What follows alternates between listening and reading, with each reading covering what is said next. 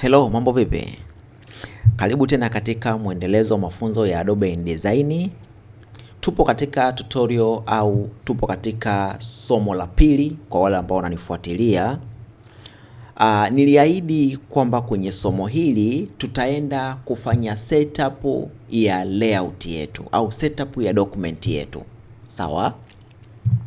Kwa hiyo twende tukaona jinsi gani ambavyo tunaweza tukafanya setup ya document kwa jinsi ambavyo au kulingana na design ambayo tunaenda kuifanyia kazi.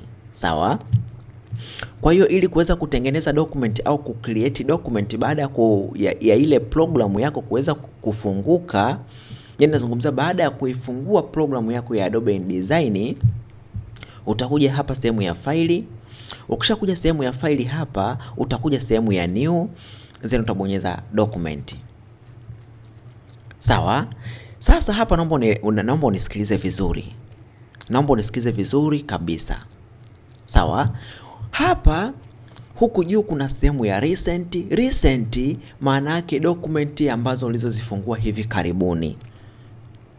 Kama haujawahi kufungua programu yako hivi karibuni, hautaweza kuona recent document au recent item hapa. Kwa hiyo hizi hapa ni zile ambazo document ambazo niliwahi kuzifungua before, ndio zitakuwa hapa kwenye recent. Sawa? Na unapotaka kudesign chochote kwenye programu yako hii ya Adobe InDesign, moja kwa moja tunakuja hapa sehemu ya print. Hii sehemu ya print ndio kuna vipimo mbalimbali ambavyo unaweza ukachagua kulingana na aina au ukubwa wa document ambao unahitaji kwenda kuitumia kwenye design. Sawa? Kwa ukija hapa sehemu ya print ndio kuna document ambazo ni kwa ajili ya kuja kwenda kuprint. Kwa mfano kuna A5, kuna A3, kuna A4, lakini pia kuna business card hii hapa, kuna CD, compact disk. Kwa hiyo utaangalia wewe ni aina gani ya document ambayo unahitaji. Mfano kwa mimi ambaye naenda kukuelekeza sasa hivi nitatumia A4. Nitakuja nitabonyeza A4, nitaselect, then sasa baada ya hapo nitakuja huku kwa ajili ya kufanya setting. Setting ya kwanza kama unavyoweza kuona hapa hakutofautiani sana na unavyotumia programu zile za Adobe Illustrator au Adobe Photoshop. Ni vile vile, ila kuna vitu baadhi tu vimeongezeka. Kwa mfano hapa, ikiwa wewe una vipimo vyako ambavyo unataka kudesign kulingana na vipimo vyako, yani maana yake tayari una namba width na height ya vipimo vyako, unaweza ukaeka hapa, ukaeka width na ukaweka na height kama tunavyofanya kwenye programu ya Adobe Photoshop pamoja na Adobe Illustrator. Kwa hiyo utakuja kuweka width yako pamoja na height kulingana na unit ambayo unataka kutumia, kama unataka kutumia pixels au kama unataka kutumia point, kama unataka kutumia inchi, centimeter, millimeter, whatever au pixel. Utakuwa kwanza unabadilisha vipimo unavyotaka kuvitumia hapa, then ndio unakuja kuweka vipimo husika sasa. Width na height yake. Orientation hapa ni karatasi yako. Karatasi yako iwe imelala au imesimama. Kuna aina mbili za orientation. Orientation ni naweza nikasema kwamba ni position ya karatasi yako. Position karatasi yako. Unataka karatasi yako iwe imelala au iwe imesimama. Kwa hiyo hapo utachagua wewe. Ikiwa unataka iwe portrait ni karatasi iliyosimama. Landscape ni karatasi iliyolala. Kwa hiyo ukibonyeza hapo karatasi yako inakuwa landscape, ukibonyeza hapa karatasi yako inakuwa una design ikiwa imesimama. Sawa? Hii sehemu ni pages. Pages maana yake una uwezo ukaandika idadi ya page ambayo unahitaji kwenda kufanyia designing. Kwa mfano unataka kuandaa company profile. Umeshajua kwa kuangalia content zile, au unaweza ukasema mimi nataka nianze na pages 6. Pages 6. Unaweza ukaandika hapa 6. Kwa hiyo ukicreate document yako tayari kutakuwa kuna page 6 za karatasi.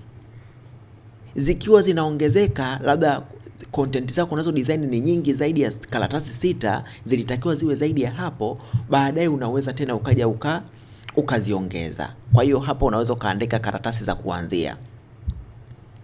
Si umenielewa? Mwingine anasema tu mimi sitaki mambo mengi, nataka niandike peji moja tu, nataka nianze na peji moja. Sio lazima, unaweza kaandika peji moja kwa sababu unachokidesign haujui kitakuwa na pages ngapi. Kwa hiyo unaweza kaandika pages ukaweka tu peji moja ya kuanzia, then baadaye kule unaweza kaongeza pia. Umenielewa? Lakini sehemu inayofuata ni hapa, start. Unataka unataka unapokuwa una design peji yako ianze ile ya kwanza kabisa au unataka uanze na peji ya tatu? Sawa, kwa mfano hapa umeandika pages 6. Let's say umeandika pages 6. Kwenye starting hapa utataka wewe uanze na peji ipi? Kwenye kudesign uanze na peji ipi? Kwa mfano hapo naweza nikasema kwa vile pages zangu ni 6, naweza nikasema nataka nianze kudesign peji ya 3. Umenielewa? Hii ndio maana yake. Start. Unataka kustart wapi? Peji ya ngapi? Kwa hiyo hapa wengi sana wanasema mimi ni peji ya kwanza. Ndio kwa kawaida mtu unapokuwa unatengeneza document, unatengeneza designing yako, hata kama ni company profile, lazima uanze na peji ya kwanza, si ndio? Yes. Lakini pia hii primary text frame, unapo create document kunakuwa tayari kuna primary, kuna maandishi ambayo yatakuwa automatic yamekuwa added. Umenielewa? Hii ndio primary text frame. Unapokuwa na create, ukiweka tiki hapa, it means kwamba kwenye peji ya kwanza kutakuwa na primary text, kutakuwa kuna maandishi yamejiadi automatic. Sio lazima kuselect, unaweza ukatoa kwamba mistaki kuwe na maandishi nitaweka mwenyewe. Kama wataka wa kuanzia kukuwekea text wao wenyewe, utaweka tiki hapa, wataanza kukuwekea maandishi. Kama hautaki utatoa. Sasa hii sehemu ya column na gata hautaweza kuona. Ni vizuri tuje kubonyeza, utakuja kuweka tiki hapa sehemu ya preview. Ukibonyeza tiki hapa, ukiweka tiki utapata kupreview ile karatasi yako kabisa lili. Nitapunguza.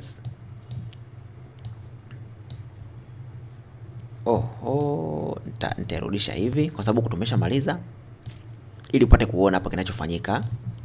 Ukibonyeza preview maana yake unataka kuona document yako kabisa ikiwa imefunguka na hizi setting uko unazifanya. Umenielewa vizuri? Kwa hiyo nilivyoandika pages 6, unaweza kaona huku ndio sehemu ya pages.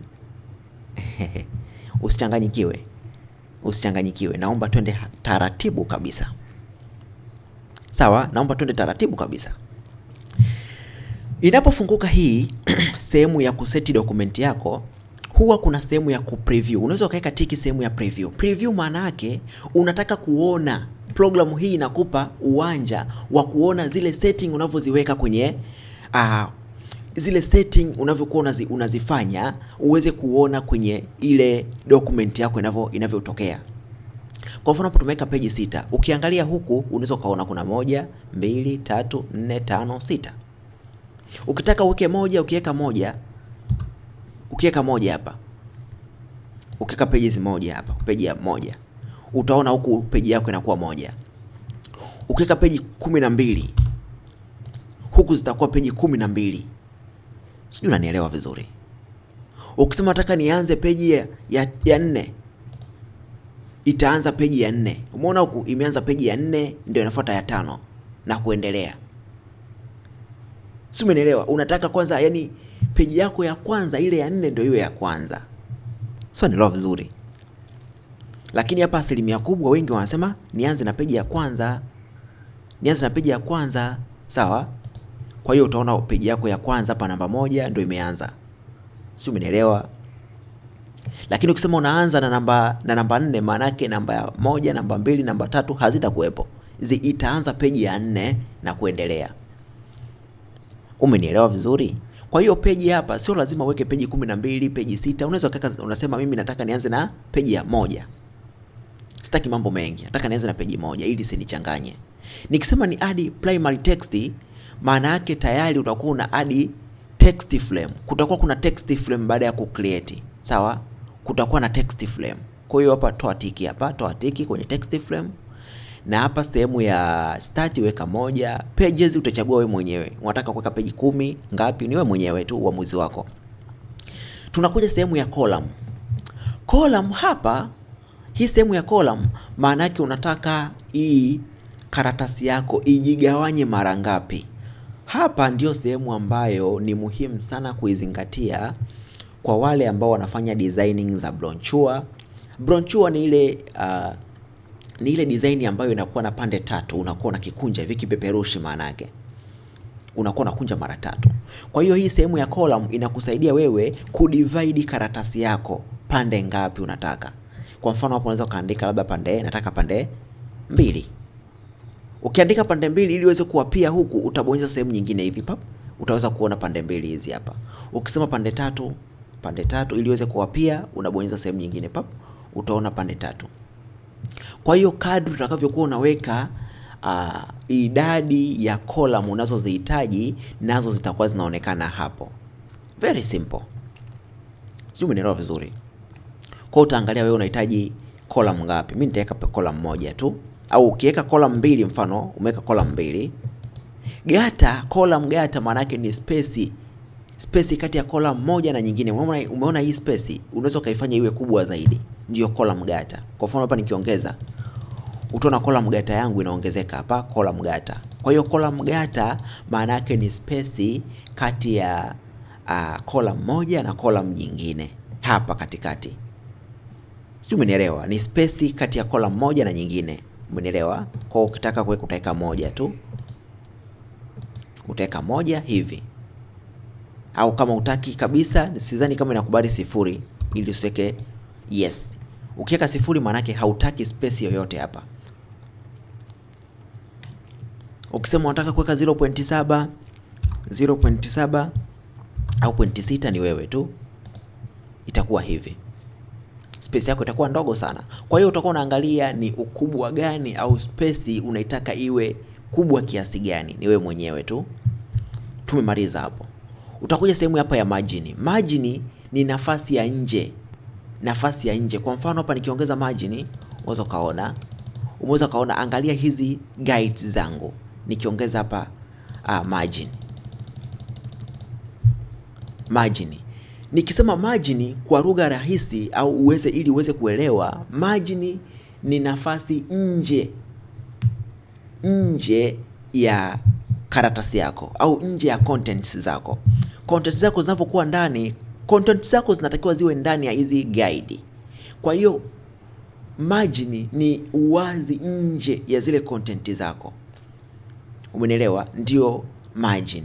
Kwa nikipunguza margin yangu hapo, utaona ile karatasi yangu nje ya zile content inakuwa ina nafasi yake inapungua hivi. Kama unaweza kuona hivi. Kwa utaangalia wewe unataka content yako iwe na margin kubwa kiasi gani.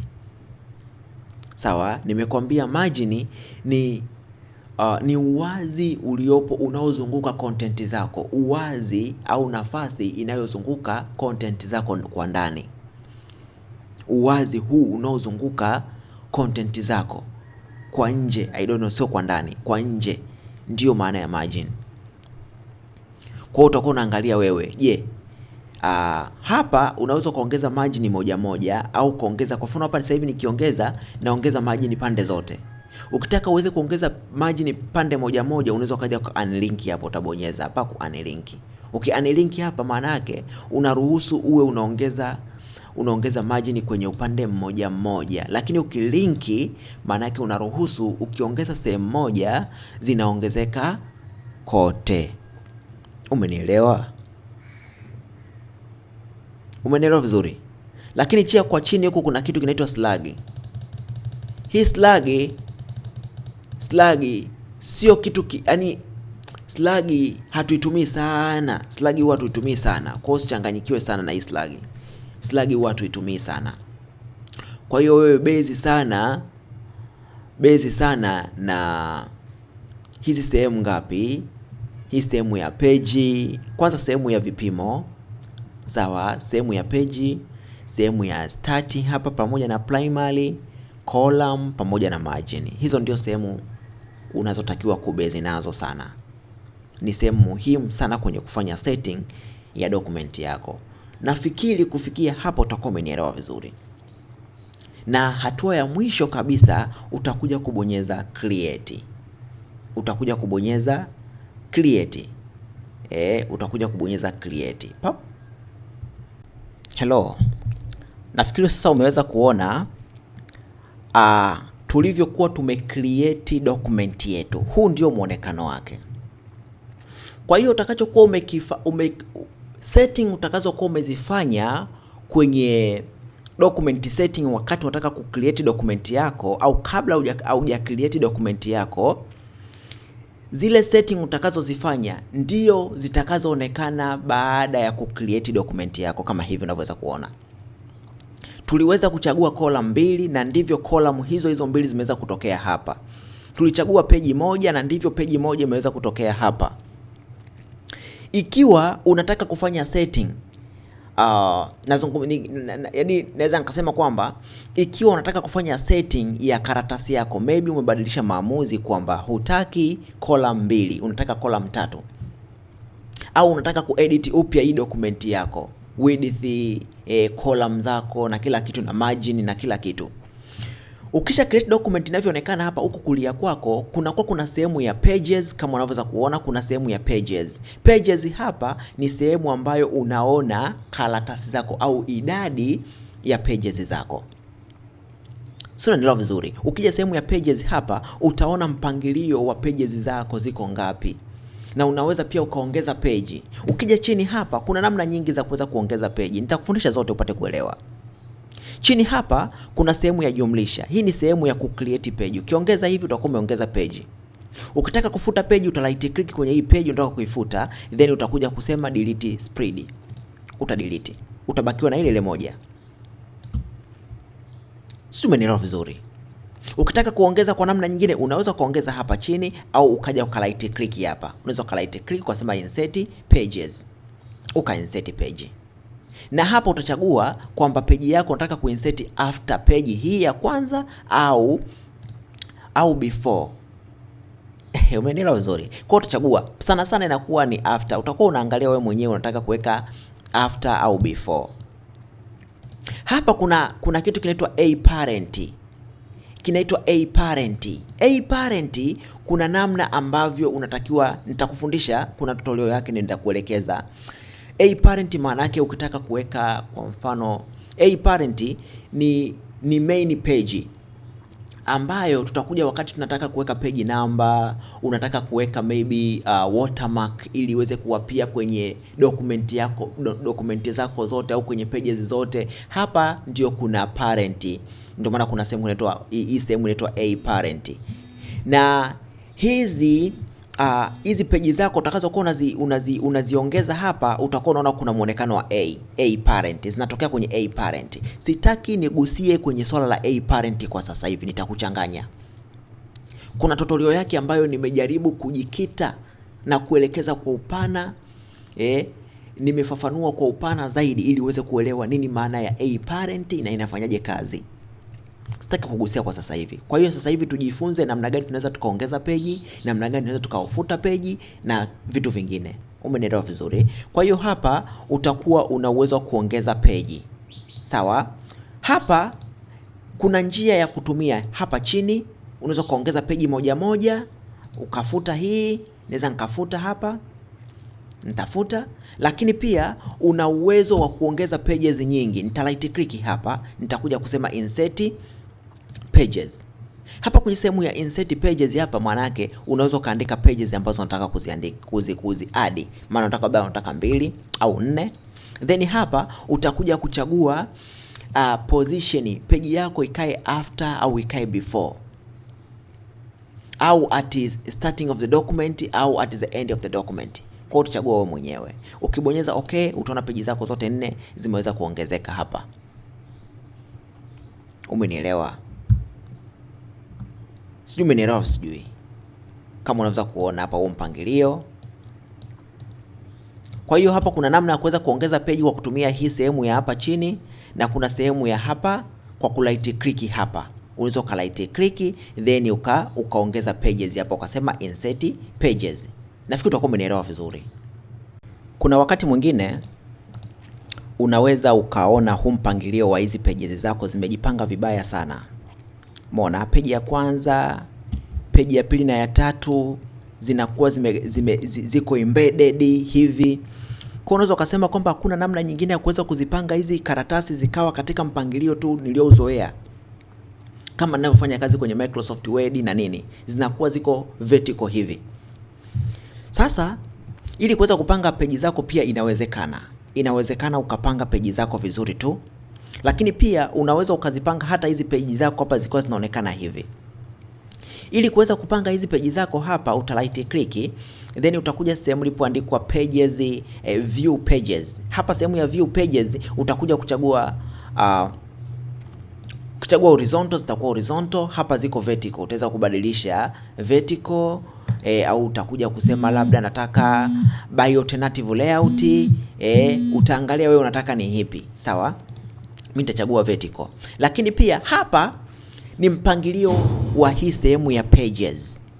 Hii ni sehemu ya mpangilio wa hizi pages. Lakini kama unataka mpangilio humu ndani, unachotakiwa ukifanya, nisikize kwa makini. Ili kama unataka mpangilio wa hapa kwenye workspace yako, huu mpangilio kubadilisha huu mpangilio wa hizi pages zako kwenye workspace, utakuja hii sehemu ya properties hapa. Ukishakuja sehemu ya hii properties hapa, utakuja kuona sehemu imeandikwa typeface. No, not typeface, ni facing pages. Facing pages.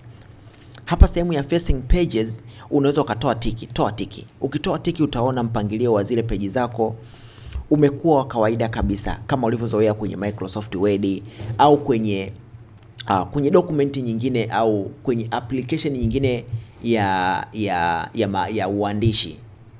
Application nyingine ya uandishi kama kwenye programu ya Adobe Photoshop, ule mpangilio ambao huwa unaupangilia kwa ajili ya kuandaa company profile, unaweza pia ukaufanya hivi.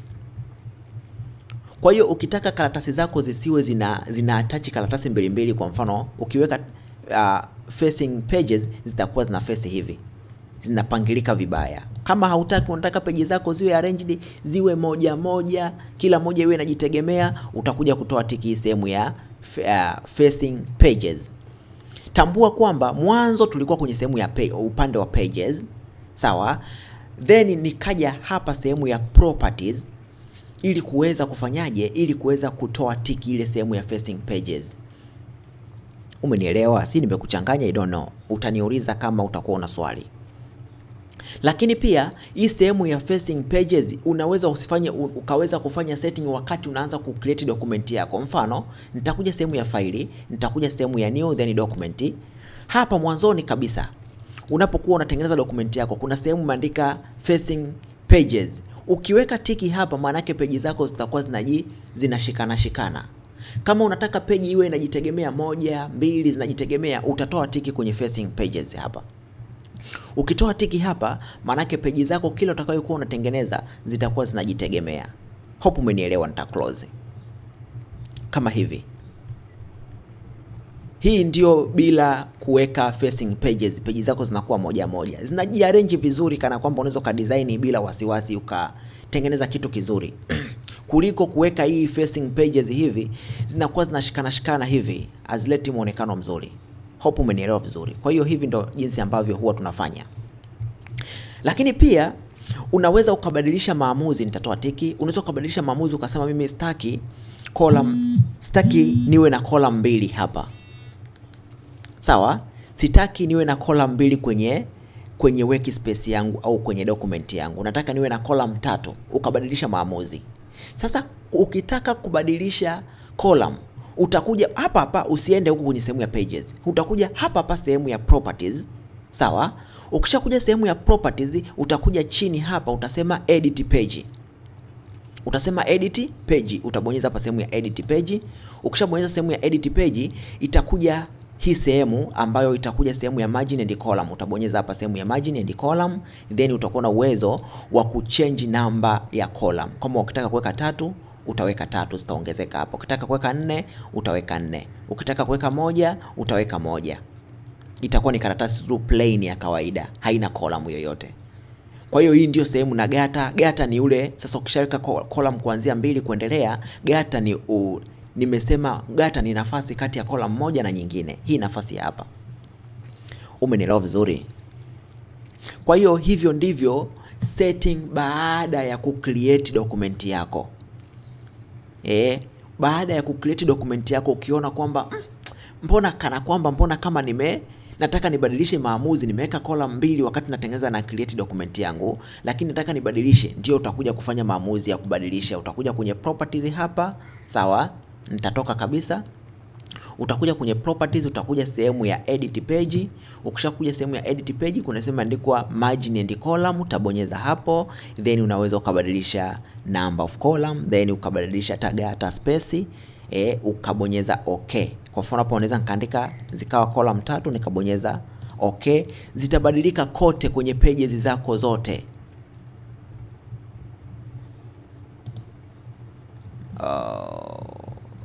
Imeapia kwenye pages moja peke yake.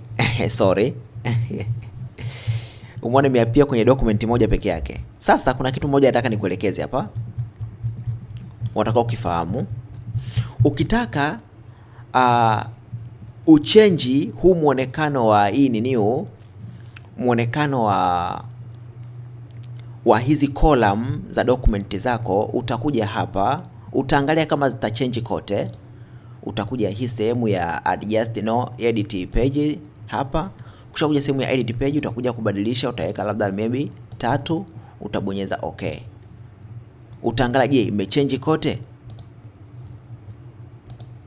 Haijachange kote. Sijui umeelewa? Haijachange kote. Kwa hiyo utakachokifanya, uta undo. Hii ndiyo sifa sasa ya A parent. Utakuja kwenye main page.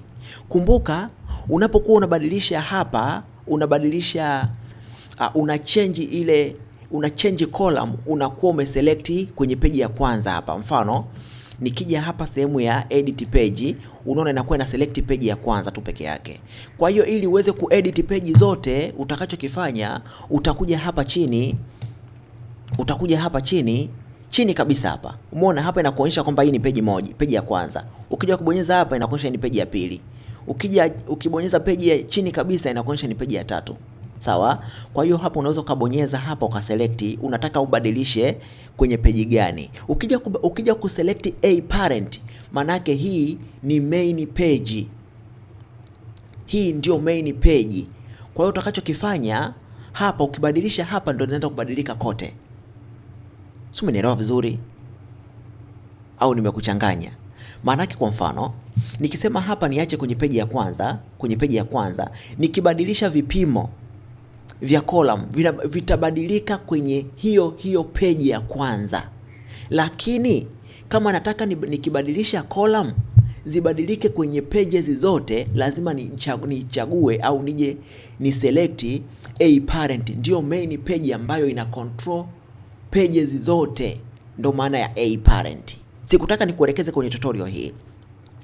A parent ni controller, ni page ambayo ina control setting ya pages nyingine. Ndio maana baadaye tukija kuweka page number, tukiseti page number kwenye A parent, maana yake hizo page number zitakuwa automatic kwenye pages nyingine zote. Kwa mfano utakuja hapa kwenye A parent. Kama hautaelewa nitakuelekeza kwenye next tutorial utakapokuja kujifunza nini maana ya A parent. Sawa? Kwa mfano utakuja kuselect hapa chini A parent, then utakuja sasa kwenye kuedit hiyo page zako, edit page, then utaedit column hapa, then utaweka labda 3, then utasema okay. Ukisha edit hapa, ukirudi kwenye pages za kawaida, ukisema pages ya kwanza, ukisema page ya kwanza, sawa. Ukija kwenye page ya kwanza huku, page ya kwanza utaona ina 3, page ya pili utaona ina 3, page ya tatu utaona ina 3. Kwa hiyo ukibadilisha kwenye A parent, manake zinabadilika kote. Naomba usichanganyikiwe, hii sehemu nitakuja kuielekeza tena kwenye tutorial inayofuata, namna ya kuweza kubadilisha margin na column kwenye naweza nikasema kubadilisha column na margin kwenye pages zako. Kwa mfano pages ziko 10 na kuendelea, sawa? Au labda sometime kubadilisha pages number, umeweka pages number unataka kuweka Roman, namba za Kirumi, unafanyaje kwenye pages zote? Maana yake ulishaweka page number kwenye Ulishaweka page namba, sasa ukachange mawazo, ukasema nataka niweke namba za Kirumi kwenye pages zote, wakati mara ya kwanza uliweka namba za kawaida. Kwa hiyo ni the same na kubadilisha setting hizi, kwamba unataka umlishafanya setting kuweka column mbili, unataka kubadilisha akili yako, unataka kutumia column 3 kwenye pages zote. Kwa hiyo hii kama hujanielewa, nitakuja nikuelekeze kwenye tutorial itakayofuata. Nafikiri utakuwa umenielewa kufikia hatua hii, namna ya kuweza kuongeza peji. Sawa, namna ya kuweza kufuta peji. Nimekwambia kuongeza peji kuna aina mbili. Unaweza ukaja, kuna sehemu mbili hapa. Kuna sehemu ya properties, kuna sehemu ya pages. Hii sehemu ya pages ndio ina control. Unaweza ukaongeza peji hapa, unaweza ukaongeza, au ukaja uka right click hapa, ukaja ukaongeza peji yako. Mfano, unaweza uka right click, ukaja uka insert page, ni sawa. Umenielewa? Ukaongeza hapa, utakuwa umeongeza peji. Hapa sasa kuna kuruhusu wewe uongeze pages zaidi ya moja. Hapa chini utakuwa unaongeza peji moja moja. Hii sehemu ya right click hapa itakuruhusu uongeze pages zaidi ya moja. Maana yake uweke hapa idadi labda 3, 4, 5 na kuendelea. Umenielewa? Umenielewa? Kwa hiyo hivi ndivyo ambavyo nataka nikuelekeze, lakini pia kitu ambacho nimekuelekeza kwenye tutorial hii ni namna ya kuweza kupanga pages zako. Hapa kuna kitu kinaitwa typeface au facing pages. Ukiweka hii page zako zinakuwa zinajipanga hivi, lakini ukitaka mimi nataka page zangu kwenye workspace zijipange moja moja, utatoa tiki hapa sehemu ya facing pages. Zitakuwa zimejipanga moja moja. Namna ya kuadjust column, ukitaka kuongeza, ukitaka kupunguza ili ziweze kuapia kwenye pages nyingine. Tukutane kwenye next tutorial. Asante sana, karibu tena next time. Bye bye.